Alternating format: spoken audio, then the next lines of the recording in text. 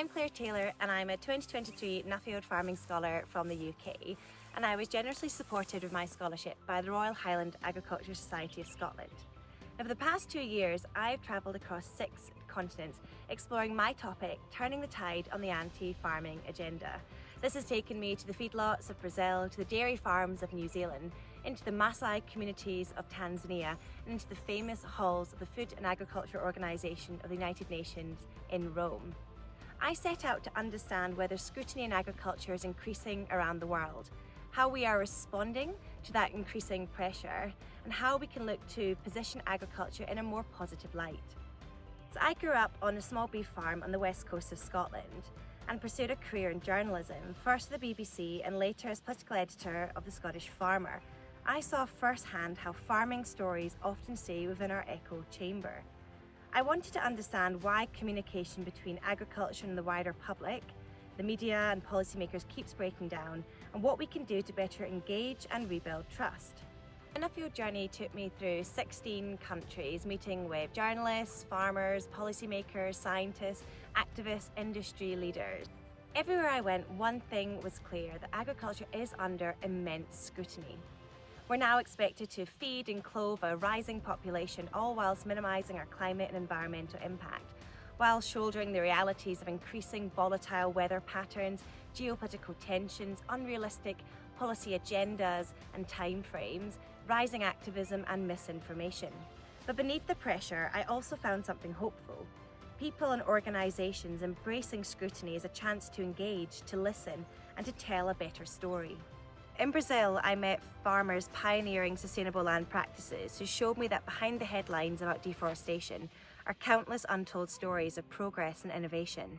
In New Zealand, I witnessed a sector grappling with tall poppy syndrome, where success or change can sometimes draw criticism from within. I saw those resisting new approaches, but I also met many determined to rebuild unity. Industry leaders and farmers working together to engage more positively with government and open up honest dialogue with the public.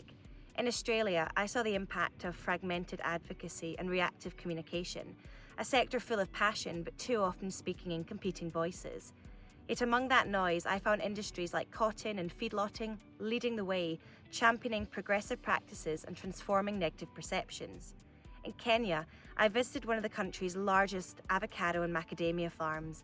They were once the victim of a devastating smear campaign, but have since rebuilt their reputation through openness and accountability, proving that transparency is always more powerful than silence.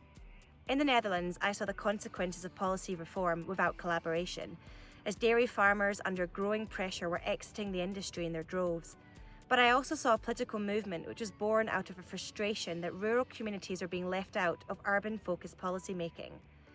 Back in the UK, I met with farmers, communicators, industry leaders determined to bridge the urban-rural divide through world-leading educational programmes, open farm Sunday initiatives, and really a rising momentum behind agritourism and connecting to the public to the way we produce our food.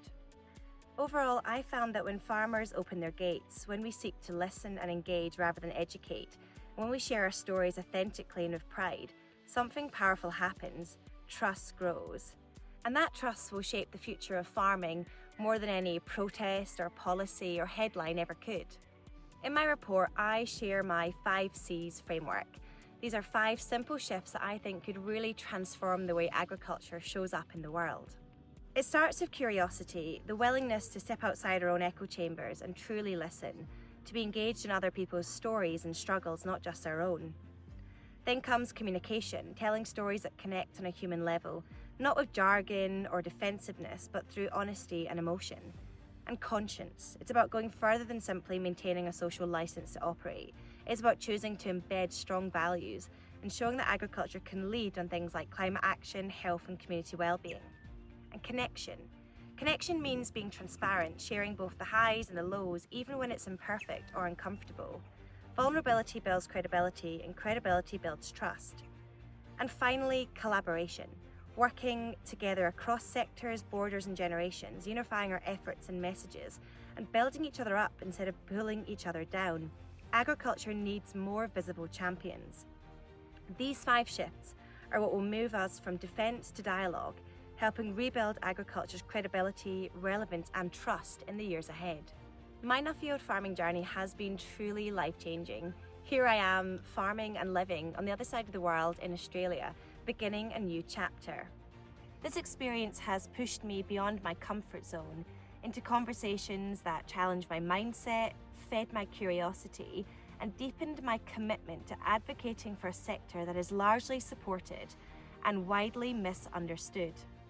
I look forward to taking these lessons forward and working with farmers and industry leaders about how we can engage more meaningfully, communicate more openly, and be more bold in the way we collaborate in the face of rising scrutiny. To my sponsor, RAS, and to all those individuals that opened their homes, their farms, and their hearts to me, a huge thank you. And to those farmers watching, remember the world isn't just watching agriculture, it's waiting for us to step forward, to speak up, and to show what an incredible story we have to share.